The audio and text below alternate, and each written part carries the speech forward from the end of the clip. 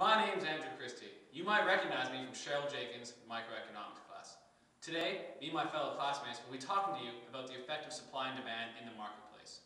We will begin explaining demand, followed by supply, then the market equilibrium. We'll first begin with Angelina.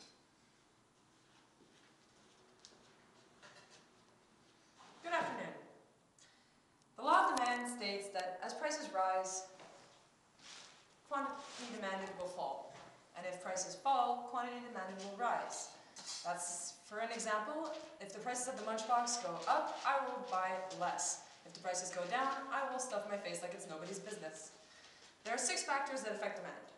First of all, there's the price of related goods, which can be substitutes or complements. Substitutes are replaceable and what can be used as an example is cigarettes. If I choose between Natives and Benson and Hedges, I will go for Benson and Hedges. Unless the price of Benson and Hedges is too high, then I will go for Natives, which are cheaper. For complements, they work in conjunction, like the example of buying hot dogs and the buns to go with them. Then there's income. The more money a person makes, the more they will buy. The less money a person makes, the less they are likely to buy. Third, preference plays a role. I may want to have a specific brand or make of a product, like mac and cheese. I want Kraft Dinner, not President's Choice. After that, there's the expected future prices, which can influence, like, if the prices are expected to go up, I will buy more now and less later. If the prices are expected to go down, later I will wait until I stock up. Then there's the expected future income. If I expect to get a raise and be paid more in the next couple of months, I will probably, most likely, buy more junk. Lastly, there's population. If there are more people in the world to supply to, more stuff will be bought and consumption will rise. Any fluctuation in one of these 6 factors will affect the demand curve.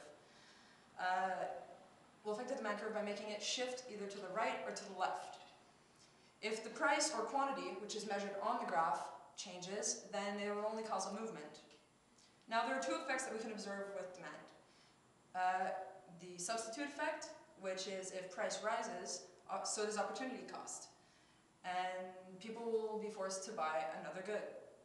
Then there's the income effect. If prices rise, it is independent of income, which will force people to buy less merchandise. And after that, I pass you to Videsh. Good day. My name is Videsh. I'll be talking to you about the concept of supply, which brings us to the famous law of supply, which states that the higher the price of a good, the greater the quantity supplied, and the lower the price of a good is the smaller the quantity supplied. Not forgetting ceteris paribus. There are also 6 situations which causes a change in supply. First one, factors of production. The prices of factors of production. When they rise, then supply goes down, it decreases because obviously a producer would expect more money for a good. Second, we have the prices of related goods produced, which involves substitutes and complements. Thirdly, we have expected future prices, which tells us that if we expect the price of a good to rise, then firms expect more money in the future, so supply would decrease today and increase tomorrow in the future. Fourth, we have the number of suppliers of a good. This is also an issue because firms who making a good, obviously, if there are more firms making a good, then obviously there's more supply. Then we have technology. A change in technology lowers the cost of producing a good because it can only make things easier, it makes things more efficient. Then we have the state of nature factor, which means that there's natural forces that influence production. We have, for example, we have good weather, we have bad weather. Good weather would increase supply. Bad weather decreases it, obviously, because then it has an effect on agricultural products from the environment. Then I would like to talk to you guys about the change in quantity supplied versus a change in supply. This involves a movement along the supply curve or a shift in the supply curve. A change in the quantity supplied represents a movement along the curve because, as I mentioned before, quantity supplied deals with the quantity and price. A change in supply, meaning the other influences on supply, will cause a shift. So, An increase in supply would cause the supply curve to shift to the right. A decrease in supply would cause it to shift to the left. An increase in quantity supplied will cause a movement further up the curve, and a decrease in quantity supplied will cause a movement down the curve. Now that you guys fully understand the concept of supply, then I turn your attention to my classmate Andrew. Hello. Lastly, we'll be covering equilibrium price and quantity. To begin, we have to recognize both demand and supply on a graph. Firstly, we have the demand curve, or in this case, linear line, that moves downward like so, is the demand curve. And the supply curve is the one that moves upwards as follows. If there was to be, and then to calculate the equilibrium price, we have to do the following math. In this given situation, the demand curve is P equals 800 minus 2QD. And then, secondly, we have the supply equation, which is P equals 200 plus QS. The first step is to set both the P and Q to P star and Q star, which represents the point of intersection on the graph, and the equilibrium point.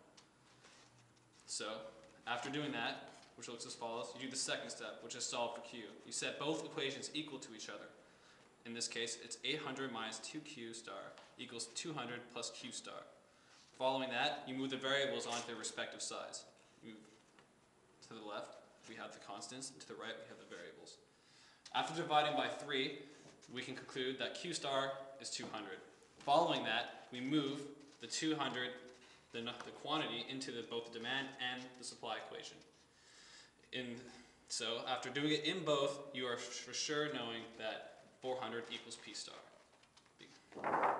So, as represented on the graph, you can see here the exact equilibrium price and quantity. 400 for the price, 200 for the quantity. But what if there's a shift in the curve?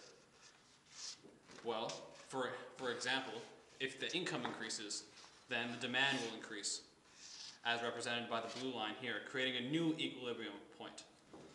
So, how that changes in the calculation is that you change the demand equation. Now, it is 1400 minus 2Q. You do the same steps. For the first step, you set P star and Q star. Secondly, you solve for Q, setting both equations equal to each other and solving. You find out that Q equals 400. Lastly, for the final step, you do the same thing as before and put the new quantity price into both the new demand equation and the same supply. And you get 600, as shown on the graph. At both 600 for the price and 400 for the quantity. I hope you've learned a little something about microeconomics. In this case, supply and demand. Thank you.